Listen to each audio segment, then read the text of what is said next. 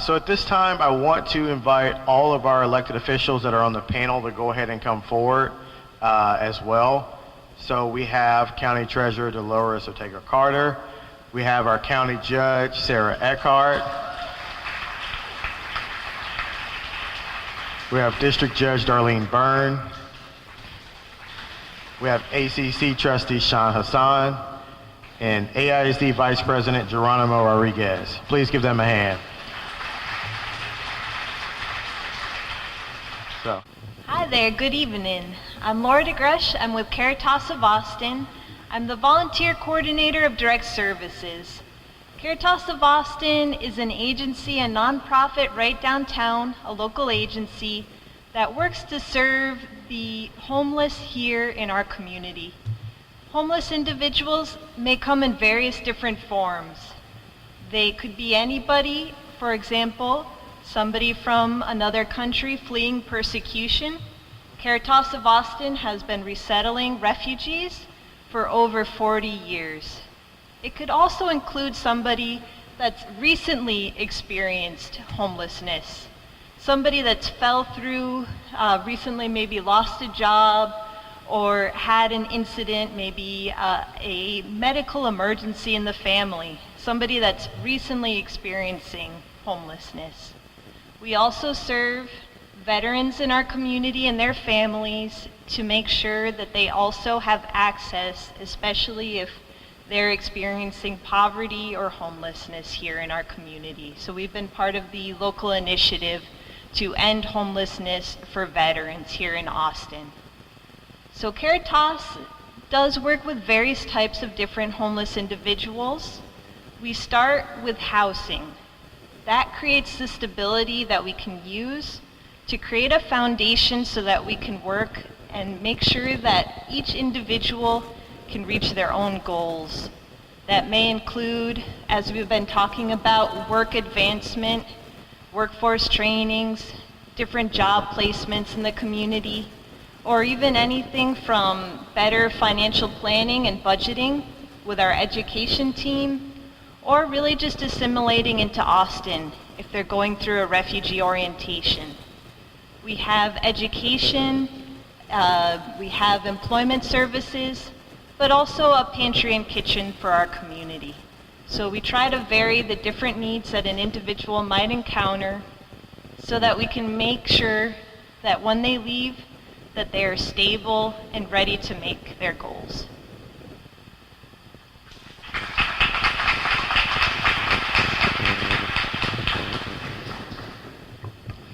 Good evening, everyone. My name is Dr. Jason Fournier. I'm the CEO at Community Care Health Centers. We're a large 501c3 not-for-profit.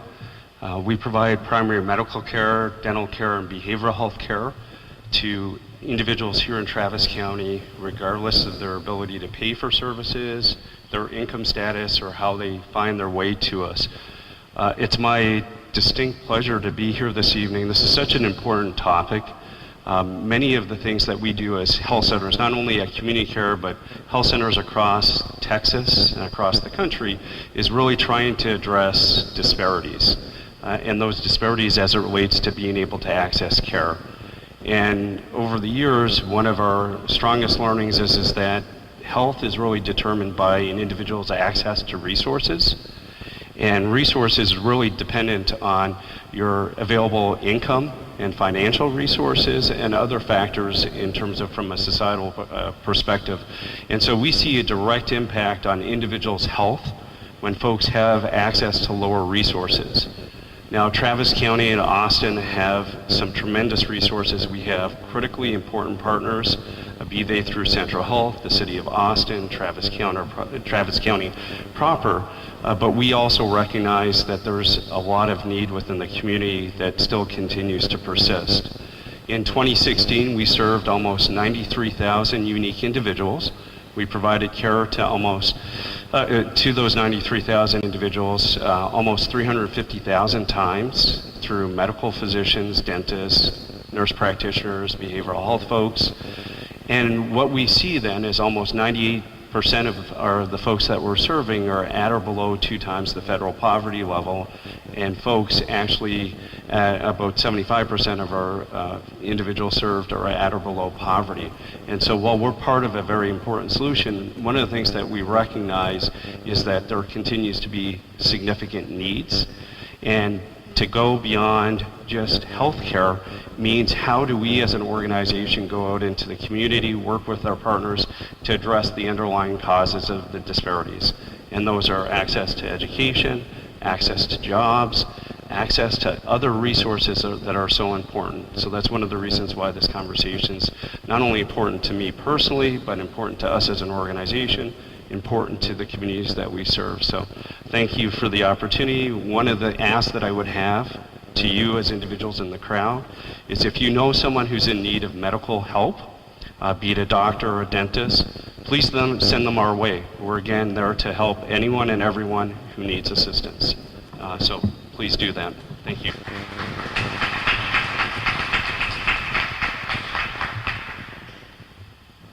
Good evening, ladies and gentlemen. My name is Dinesh Vakharia, and I represent Hindu Charities for America. First of all, I'd like to thank the organizers for giving us the opportunity to be here. Hindu Charities for America is a non-profit 501c3 non-religious organization. I want to make it very clear.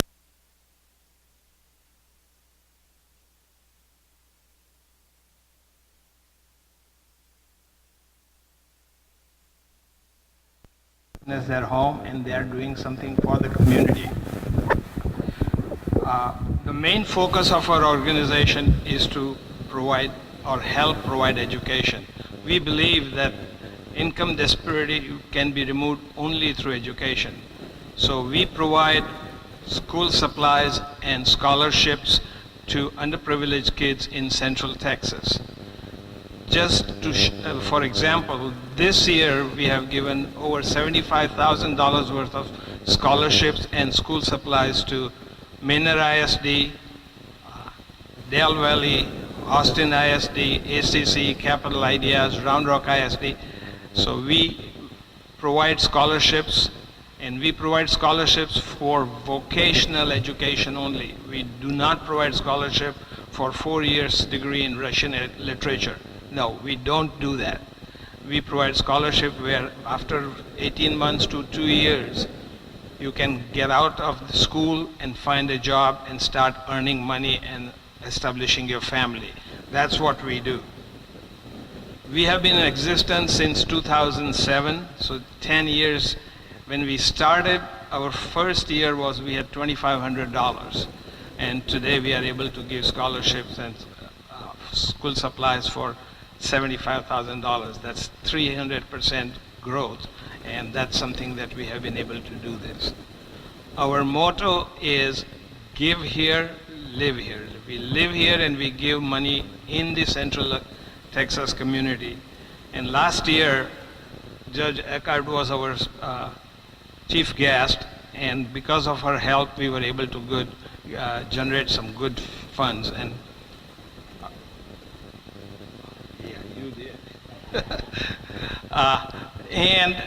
this year, our fundraising program is going to be on November 4th. I have the brochures, some of the brochures there, so if you'd like to come and enjoy dancing, good Indian food, and fun-filled evening, please see me, and my team is also there. They can help talk to you. And so could you please just stand up? Thank you. So once again, we heard this evening that there is really need for education, and we do not focus on anything else but helping our kids who do not have the opportunity. They have to select between having food or buy school supplies. They do not have scholarships. Again, our scholarships are not for students who are going to 4 years college or they have GPA of 4 point plus. We provide scholarships for underprivileged kids whose GPA is 1.9 to 2.4 and their family income is under the poverty level. So these are the students that we try to help. And I would be there to answer any questions you have, and thank you so much for your time. Thank you.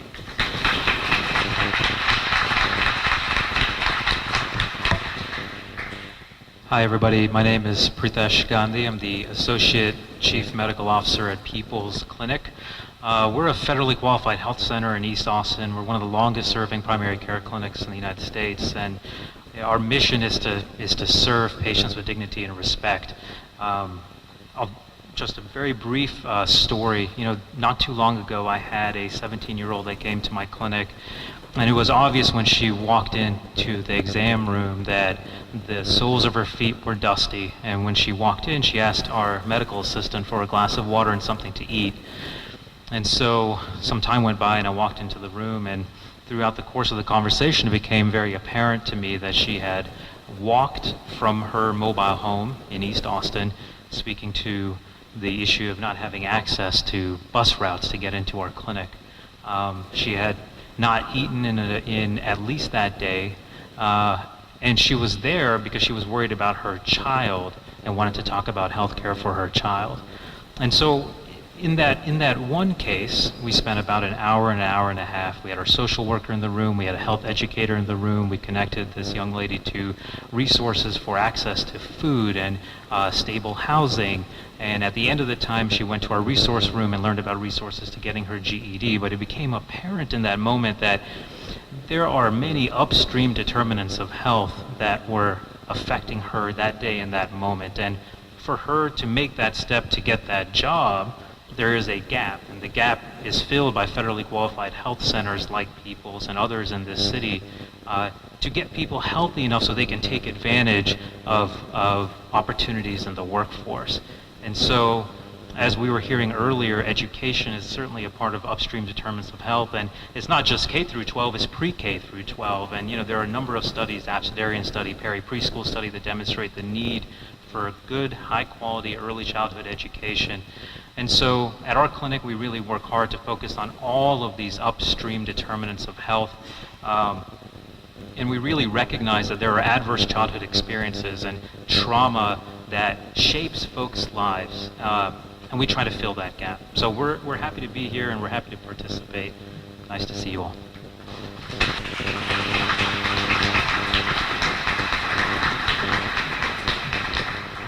How about another hand for these great public servants?